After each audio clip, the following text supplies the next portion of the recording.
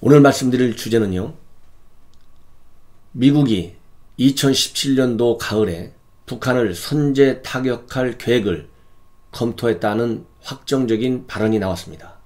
이 발언은 바로 전에 주한 미군 사령관이었던 브룩스 사령관이 미국 언론과의 인터뷰를 통해서 공식적으로 밝혔습니다.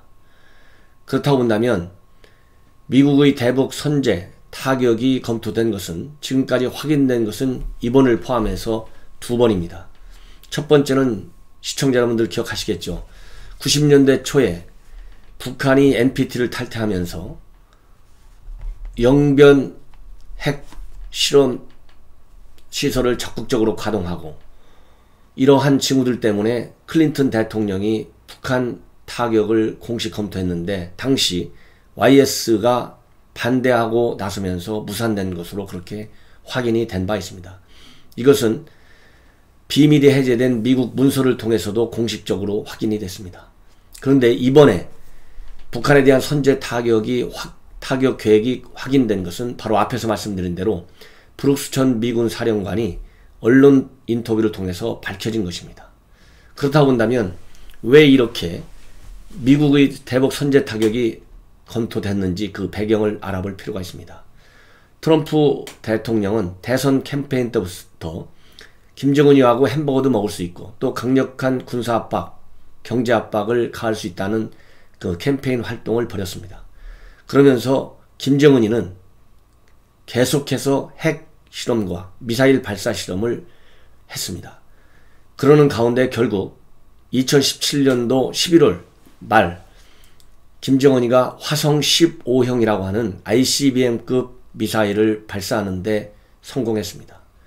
바로 이 화성 15형 그 미사일 발사가 미국을 결정적으로 자극했다고 저는 생각을 합니다. 당시 상황을 더듬어 보면 브룩스 전 당시 사령관은 일본과 미국을 극비리에 방문해서 일본에서 외무상과 방위상 등 고위 안보 강요들을 만났고요. 미국에 가서는 국방성, 국무성, 백악관, 의회 지도자들과 극비리 만난 것으로 알고 있습니다. 그러는 가운데 미국 의회에서는 북한이 미국을 때릴 수 있는 ICBM급 미사일을 개발하는 것을 더 이상 보고만 있을 수는 없다. 필요하다면 선제 타격도 불가피하다. 이런 여론들이 일각에서 제기되고 있는 상황이었습니다. 그리고 당시에 미 행정부는 코피 전략이라고 하는 선제 타격 그리고 언제라도 즉 북한이 미사일 발사를 징후한다는 그런 것을 탐지하기 이전 언제라도 미국이 필요하다면 사전에 공격할 수 있는 예방 타격 둘 중에 과연 어느 것을 선택하는 것이 미국의 국가안보와 미국인들의 생명, 재산을 보호하는 데 도움이 되느냐 이런 검토가 있다는 보도들이 뒤따르고 있었습니다. 이런 여러가지 정황으로 볼 때 브룩스의 발언은 현재의 우리 한국 정부와 미국 정부에게 시사하는 바가 상당히 많습니다. 당시 그럼에도 불구하고 선제 타격이 실제로 공격으로 이어지지 않은 이유는 브룩스가 밝힌 이유는 몇 가지가 있고요. 또 전문가들이 밝힌 이유하고 비슷한 내용입니다. 가장 중요한 것은 김정은이가 가만히 있지 않을 것이다. 반드시 보복격행할 가능성이 있고 그럴 경우에는 수도권을 사정으로 하는 휴전선 일대의 장사정포 이런 것이 과연 얼마만큼 인명피해를 줄 수 있을 것이냐. 서울에 있는 미 시민권자들이 있습니다. 그리고 군인들 당연히 있습니다. 한 5만여 명의 미군들이 미 시민이 사망할 가능성이 있고 서울 시민은 약 50만 명 정도가 사망할 가능성이 있다는 검토가 있었다고 합니다.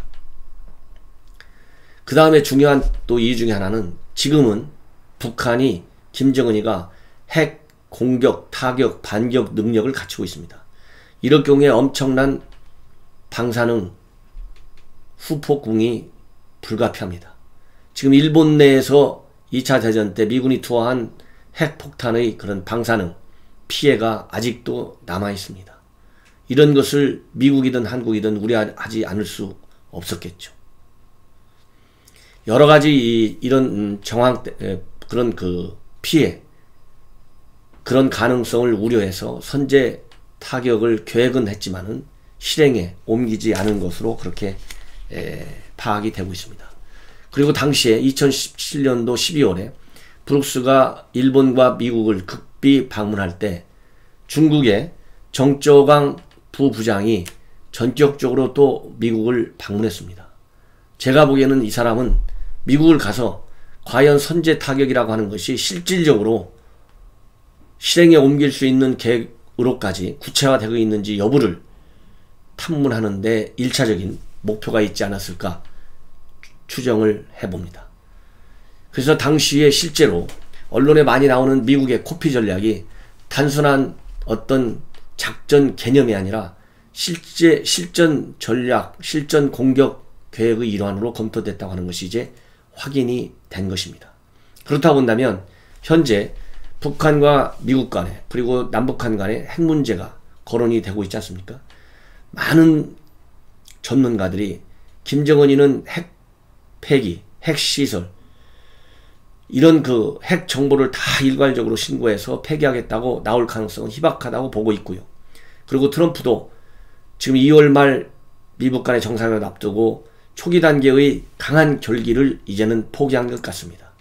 그렇기 때문에 언제든지 북한은 협상을 성공시킨다 하더라도 우리 대한민국과 미국을 향해서 핵 공격을 가해올 가능성을 항상 염두에 두고 강한 대북 억지력을 유지해야만 합니다.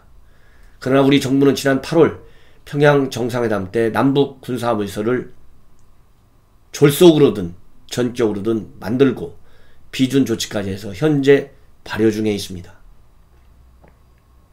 이러한 남북 군사합의서에 국방백서를 보면 북한은 암살 특수부대까지 만들어놨습니다. 인간 병기 부대를 만든 것이죠. 이런 걸 이번에 우리 국방백서에서 담았는데 그렇다고 한다면 군사합의서를 만들 당시에 이러한 암살 요인 부대까지 만들었다는 것을 우리 국방당국은 알았을 것입니다. 그러나 이런 거에 대해서는 전혀 개의치 않고 대한민국의 제1선의 안보 시설과 그리고 미래의 말하자면 대북 억지력을 구축하는 데 필요한 첨단 장비를, 군사 장비를 획득하는 문제까지 북한이 걸고 늘어질 수 있는 조항들을 만들어 놓은 것이 바로 현 정부이고 군사합의서에 분명하게 적시되어 있습니다. 미래의 군사력 증강 문제에 관해서는 북한과 협의해야 합니다. 동맹국인 미국과 협의하는 것이 아닙니다. 이런 상태에서 미군 무기를 7존이 8존이 들여온들 무슨 의미가 있겠습니까? 앞으로 북한이 C-12B 시비를 걸고 나올 텐데 얼마 전에 F-35 스텔스 전투기를 들여온다고 하니까 바로 그 다음날 북한이 또다시 비난을 하고 달려들었습니다. 앞으로 계속될 것입니다. 그리고 현재의 미북 간 협상 추이를 한번 지켜보십시오. 이번 신년사에서도 김정은은 다시 한번 한미연합훈련을 하지 말라고, 전략자산을 배치하지 말라고 이렇게 강공태세를 갖추고 나왔습니다. 연합훈련 이번에 지난 1차 정상회담 때 안 하기로 했죠. 이번에도 이제 완전 영구 중단, 영구히 중단한다, 퍼머넌트리 중단한다고 이렇게 합의하고 나올 가능성이 있습니다. 합의는 안 해도 트럼프 입에서 나올 가능성이 있습니다. 그러면 연합훈련을 오랫동안 안 하면 어떻게 되겠습니까? 브룩스 전 주한미 사령관도 이번에 언론 인터뷰에서 얘기했습니다.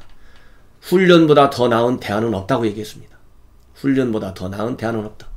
그럼 훈련을 안 하면 대북 억지력을 발휘할 수 있는 실력이 부족한 겁니다.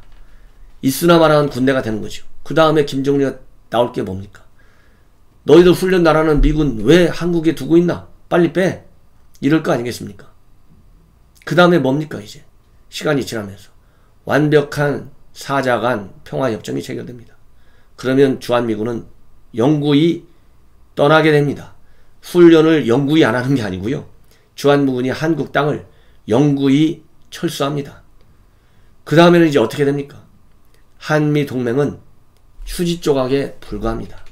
이런 시대가 머지않아 올 가능성을 배제하지 않고 우리 국민이 두 눈을 부릅뜨고 현 정부의 협상 전략, 대북 정책, 한미 동맹 정책, 그 다음에 주한미군에 대한 역할과 지위 변경 문제에 관해서 감시 감독을 해야 합니다. 트럼프에 대한 감시 감독도 우리 국민이 해내야 합니다. 미국은 외교 전략을 짤 때 여론을 무시하지 않습니다. 제가 그래서 이런 방송을 안 할 수가 없는 것입니다. 제가 얼마 전에도 그렇지 않습니까? 현재 트럼프, 김정은과의 핵 협상 내용이 언론에 전혀 공개되지 않고 있습니다. 뒤에서 무슨 얘기 하는지 알 수 없습니다. 공개되는 얘기마저도 현재로서는 우려를 떨칠 수가 없습니다. 8월 남북 군사합의서 우리 국민이 알았습니까? 전혀 몰랐습니다. 김정은이가 1년 이내에 핵 폐기하겠다고 약속한 거 우리 국민이 언제 알았습니까? 여름이 지나서 볼튼 미 NSC 보좌관이 얘기해서 알았습니다. 우리 정부 당국자가 밝힌 내용이 아닙니다. 비밀은 필요합니다. 그러나 국가 안보를 담보로 하는 비밀은 있어서는 안 됩니다. 국가 안보를 한순간에 무너뜨리는 그런 비밀은 있어서는 안 됩니다. 가즈라테프트 밀약, 미국이 일본과 체결한 것입니다. 지금 미국이 북한과 어떤 밀거래를 하는지 우리는 철저히 감시해야 합니다.